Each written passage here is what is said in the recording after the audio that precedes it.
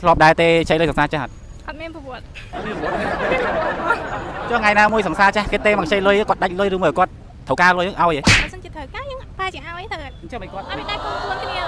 Facebook គ្នាអូចង់ថាទូចបែកនេះក៏យកប្លុកនេះទៅចាបាទបងប្អូនណាចង់ថាសង្សារចាស់សង្សារថ្មីក៏ដោយយើងបែកនេះគឺយើងកំស្អប់នេះក៏ថាដែរបាទយើងអត់ដល់សេសមុទ្រ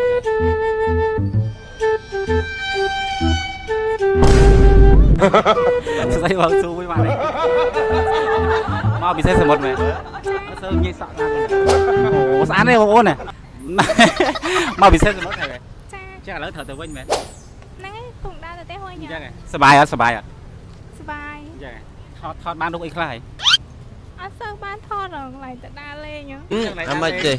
អូសលេងនឹងស្រួយសលេងតូចហ្មងឈ្មោះអីដែរលីងអឺនេះអ្នកមកពីណាវិញអ្នកនៅកប៉ោតកប៉ោតទេអ្នកនំណានៅច្បារអំពៅ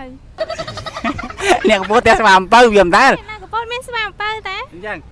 នៅឡើយណាវិញនៅម្ដុំយាយម៉ៅអូហ្នឹងគេហៅច្បារអំពៅធ្វើបងប្អូនគាត់នៅម្ដុំយាយម៉ៅបាទហើយឥឡូវនេះមកតែឯងធ្វើ2នាក់អញ្ចឹងអត់សង្សារមកណៃអត់ទេ2នាក់បងអូនមែនអញ្ចឹងអូហើយមកពិធីបុណ្យអ៊ំទុកធ្វើដើរលេងណាខ្លះហើយចូលតែ Starbucks ហើយកាស្តាអូសលេងទូច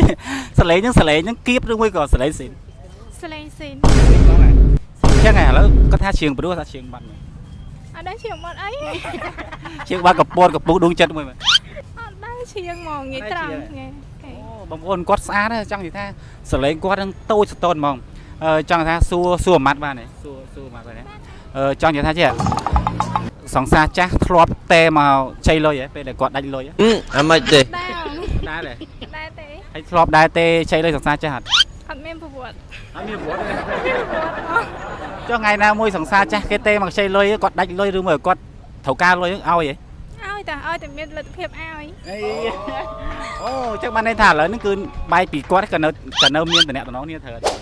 អត់ថងអត់ដែរឆាតរកគ្នាតែបើសិនជាត្រូវការយើងប៉ាជាឲ្យទៅអញ្ចឹងមិនគាត់អត់មានតែកូនខ្លួនគ្នា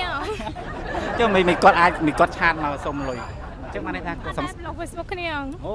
ចង់ថាទូចបែកនេះក៏យកប្លុកគ្នាត្រូវចាបាទចង់ថាសង្សារចាស់សង្សារថ្មីក៏ដោយយើងបែកនេះគឺយើងកំស្អប់នេះគឺថាអស់និស័យត្រឹមហ្នឹងអញ្ចឹងត្រូវចាអូខេអរគុណច្រើន